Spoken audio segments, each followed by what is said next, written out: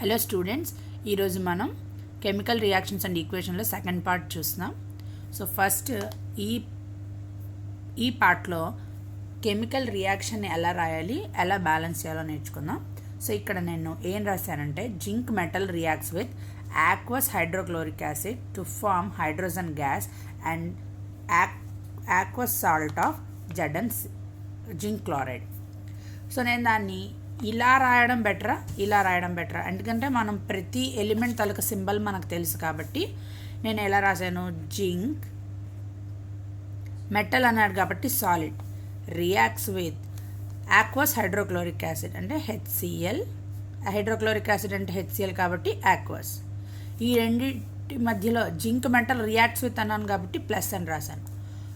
2 form తర్వాత ఏదైతే ఉందో, 2 తర్వాత ఏదైతే ఉందో అవంతా కూడా ప్రోడక్ట్స్. 2కి ముందు ఏదైతే ఉందో అవి రియాక్టెంట్స్. ఎందుకు చెప్తున్నా అంటే, మీకు ఎగ్జామ్లో ఇది ఇచ్చి ఈక్వేషన్ రాయమంటే 2కి ముందున్నదంతా రియాక్టెంట్స్, 2కి తర్వాత ఉన్నదంతా కూడా products. So zinc metal reacts with అంటే ప్లస్ వస్తుంది, hydrochloric acid HCl to give hydrogen gas and aqueous salt of Zn chloride, zinc chloride. So ఇది. సో మనకి ప్రతిసారి ఏదైనా రియాక్షన్ రాయాలనుకుంటే ఇది రాయడం కష్టం, మనకి టైం టేకింగ్. అందుకనే ఇదైతే మనకి మొత్తం సింబల్స్ అంటే వాటి స్టేట్స్తో సహా, మనం రాసే ఎలిమెంట్ వాటి స్టేట్స్తో సహా మనకి ఇది బాగా క్లియర్గా రిప్రజెంట్ చేస్తాం మనం. సో ఇది కెమికల్ రియాక్షన్. సో దీన్ని అసలు ఎందుకు బ్యాలెన్స్ చేయాలి అంటే, ఈ రియాక్షన్ బ్యాలెన్స్ అయ్యి ఉందా ప్లస్ ZnCl2, ఈ రియాక్షన్ బ్యాలెన్స్ అయ్యిందా? ఇక్కడ ఒక జింక్ ఉంది, హైడ్రోజన్ ఒకటి ఉంది, హైడ్రోజన్ 2 ఉన్నాయి, క్లోరిన్ ఒకటి ఉంది, క్లోరిన్ 2 ఉన్నాయి. సో ఈ రియాక్షన్ బ్యాలెన్స్ అయ్యిందా? అవ్వలేదు. అసలు రియాక్షన్ ఎందుకు బ్యాలెన్స్ చేయాలి, ఇలా బాగానే ఉంది కదా అంటే, మనకి ఒక రూల్ ఉంది, law of conservation of mass. ఇది ఏం చెప్తుందంటే, matter is neither be created Nar destroyed during a chemical reaction. అంటే ఒక కెమికల్ రియాక్షన్లో మనకి ఎక్స్ట్రాగా మధ్యలో ఏం క్రియేట్ కాదు. మనం వేటితో స్టార్ట్ అయ్యామో అవే ఎలిమెంట్స్ మనకి లాస్ట్లో ఉండాలి. అంటే ఇక్కడ Zn mass, HCl mass calculate చేసామనుకోండి, మాస్, ఈ total mass before the reaction, after the reaction same అయి ఉండాలి. అది చెప్పేదే law of conservation of mass. లేదా ఇటువైపు ఎన్ని ఆటమ్స్ ఉన్నాయో, ఇటువైపు ఫర్ ఎగ్జాంపుల్ 4 ఆటమ్స్ ఉన్నాయి టోటల్గా అన్నీ కలిపి, ఇటు వచ్చేటప్పటికి కూడా మనకి 4 ఉండాలి. సో అలా మనకి ఎప్పుడు కూడా రియాక్టెంట్స్ ప్రొడక్ట్స్ ఈక్వల్గా ఉండాలి. ఓకేనా? ఆ నెంబర్ ఆఫ్ ఆటమ్స్ లేదా మాస్ కానీ ఈక్వల్గా ఉండాలి. సో అది చెప్పేదే లా ఆఫ్ కన్జర్వేషన్ మాస్. అందుకే మనకి ఇది ఇక్కడ చూడండి, H ఒకటి ఉంటే ఇక్కడ 2 ఉన్నాయి. అందుకనే మనం ఈక్వేషన్ని బ్యాలెన్స్ చేయాలి. సో ఇక్కడికి వచ్చేటప్పటికి ఇప్పుడు ఏం చేయాలి, జింక్ ఒకటి ఉంది, ఇక్కడ ఒకటి ఉంది, సరిపోయింది. ఇక్కడ H ఒకటి ఉంది, ఇక్కడ 2 ఉన్నాయి. కాబట్టి నేను ఈ HClని 2తో మల్టిప్లై చేస్తున్నాను, ఇంటూ 2. సో అలా చేశానంటే Zn plus 2HCl gives rise to H2 plus ZnCl2. 2H2 అంటే ఇక్కడ Hకి 1 సబ్స్క్రిప్ట్, Clకి 1 సబ్స్క్రిప్ట్ ఉంటుంది. So 2 into 1, 2 hydrogens, 2 into chlorine కింద కూడా 1 ఉంది కదా, సో 1, 2 ఇంటూ 1 2, 2 ఇంటూ 1 2.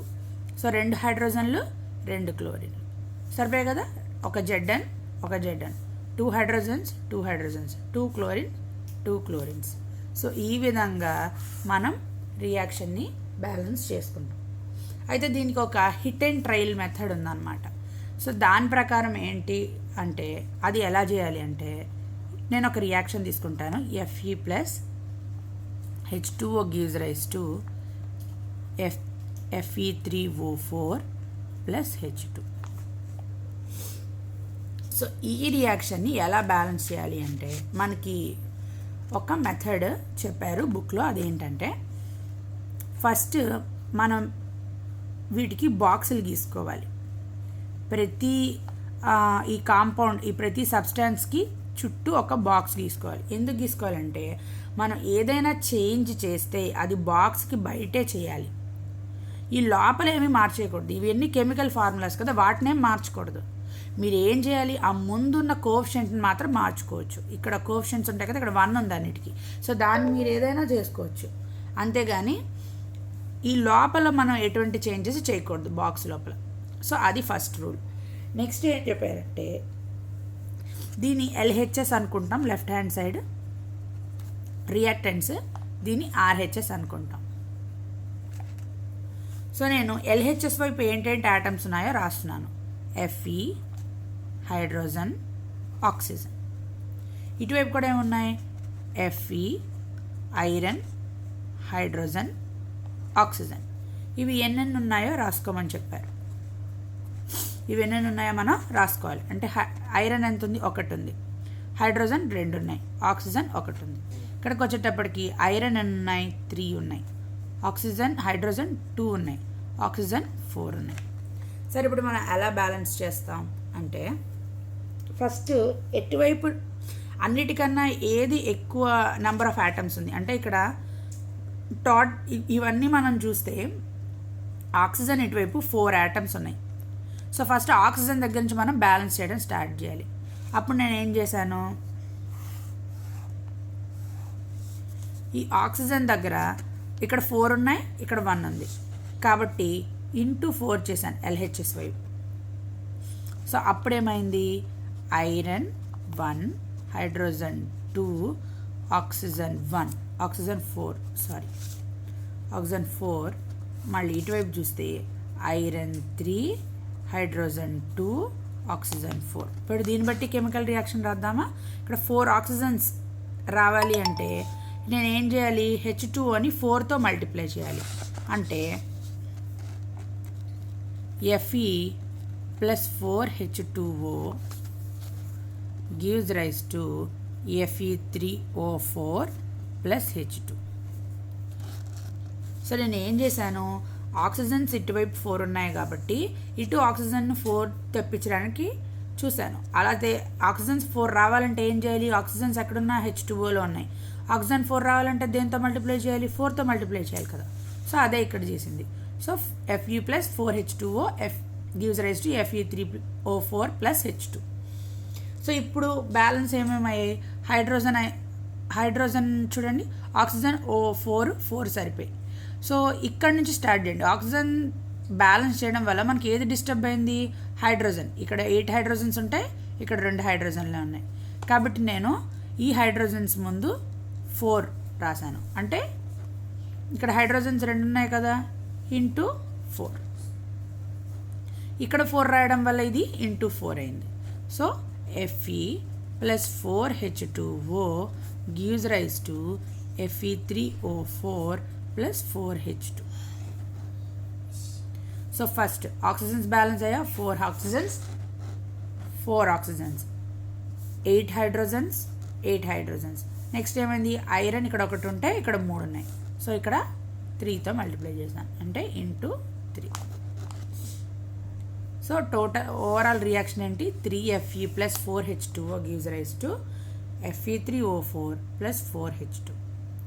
ఈ విధంగా మనం ఈక్వేషన్ని బ్యాలెన్స్ చేస్తాం. సో దీనికి ఇంకొక మెథడ్ కూడా ఉంది. మనం ఇంకొక విధంగా కూడా ఈక్వేషన్ని బ్యాలెన్స్ చేసుకోవచ్చు. అదేంటంటే, సో నేను ఒక రియాక్షన్ తీసుకున్నాను, ఇదే రియాక్షన్ తీసుకొని మళ్ళీ చెప్తాను. Fe plus H2O gives rise to Fe3O4 plus H2. ఇక్కడ ఏం చేశానంటే ఈ కోఎఫిషియెంట్స్ని ABCD అనుకున్నాను. ABCD. సో ఇక్కడ పక్కన ఏమైనా ఉంటే ఈ అని కూడా ఏమైనా ఉన్నంత వరకు EF ఏదైనా రాసుకోవచ్చు. సో దీన్ని మ్యాథమెటికల్ ఫామ్లో ఎలాగా డీల్ చేయాలో చూద్దాం. సో ఇక్కడ వచ్చేటప్పటికి AFE BH2O gives rise to CFE3O4 plus DH2. ఇక్కడ నేను మనకు ఉన్న ఎలిమెంట్స్ అన్నిటిని రాసుకుంటున్నాను. Fe ఒకటి ఉంది, హైడ్రోజన్ ఉంది, ఆక్సిజన్ ఉంది. ఓకేనా? Fe, hydrogen, oxygen. సో వీటిని కెమికల్ ఈక్వేషన్లో రాసుకోవాలంటే ఇక్కడ Fe ఒకటి ఉంది, ఈ యారో బదులు ఈజ్ ఈక్వల్స్ టు పెట్టుకోండి. Fe ఇక్కడ ఒకటి ఉంది. సో ఇక్కడ Fe ఎన్ని ఉన్నాయి? 3 ఉన్నాయి. అంటే A is equals to 3C. ఓకేనా? A is equals to 3 into C. ఈ సబ్స్క్రిప్ట్ని కోఎఫిషియంట్తో మల్టిప్లై చేస్తే ఎన్ని ఆటమ్స్ ఉన్నాయో అన్ని. సో ఇది Fe ఈక్వేషన్. నెక్స్ట్ హైడ్రోజన్కి ఏంటి? 2B 2 into B is equals to 2D కదా. నెక్స్ట్ ఆక్సిజన్ ఏమున్నాయి? B is equals to 4C. B is equals to ఒక ఆక్సిజన్ ఉంది, B is equals to 4 into C. So ఇవి నేను ఎలిమెంట్స్కి రాసుకున్న ఈక్వేషన్స్. సో ఇప్పుడు for example నేను let A is equals to 1 అన్నాను అనుకోండి, మీరు B అయినా అనుకోవచ్చు. సో కానీ నేను ఏ కంఫర్టబుల్ A తీసుకున్నాను. So A is equals to 1 అన్నానంటే 1 is equals to 3C. C is equals to 1/3. మనకి ఏమొచ్చింది? C వాల్యూ వచ్చింది. సో దీన్ని వేరే ఈక్వేషన్లో సబ్స్టిట్యూట్ చేయండి. అప్పుడు B వాల్యూ వస్తుంది కదా. B is equals to 4 into 1/3. B is equals to 4/3. So C value వచ్చింది, B వాల్యూ వచ్చింది. Next A 1, B 4/3, C 1/3. B is equals to D కదా. 2B is equals to 2D అంటే B is equals to D. So B అంతా, D కూడా అంతే, 4/3. Okay. So ఈ values ఈ ఈక్వేషన్లో substitute చేద్దాం. A 1 కదా. సో Fe 1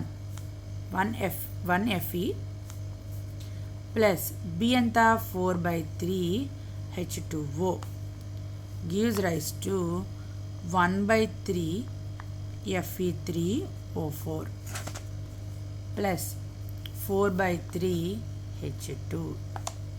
సో ఎప్పుడు కూడా ఫ్రాక్షన్స్లో ఉండకూడదు కోఎఫిషియంట్స్, కాబట్టి మనం ఏం చేయాలి? ఈ టోటల్ ఈక్వేషన్ని ఇంటూ 3 చేద్దాం. అప్పుడేమవుతుంది? 3Fe plus 4H2O gives rise to Fe3O4 plus 4H2. ఇదే కదా మనకి ఇందాక వచ్చిన ఈక్వేషన్. సో ఈ విధంగా మనం ఈక్వేషన్ని బ్యాలెన్స్ చేయొచ్చు. ఇది ఏ ఈక్వేషన్ అయినా మనం ఈజీగా బ్యాలెన్స్ చేసుకోవచ్చు. ఇది బెస్ట్ ట్రిక్. నెక్స్ట్ ఇంకో రియాక్షన్ కూడా చూద్దాం. ఎగ్జాంపుల్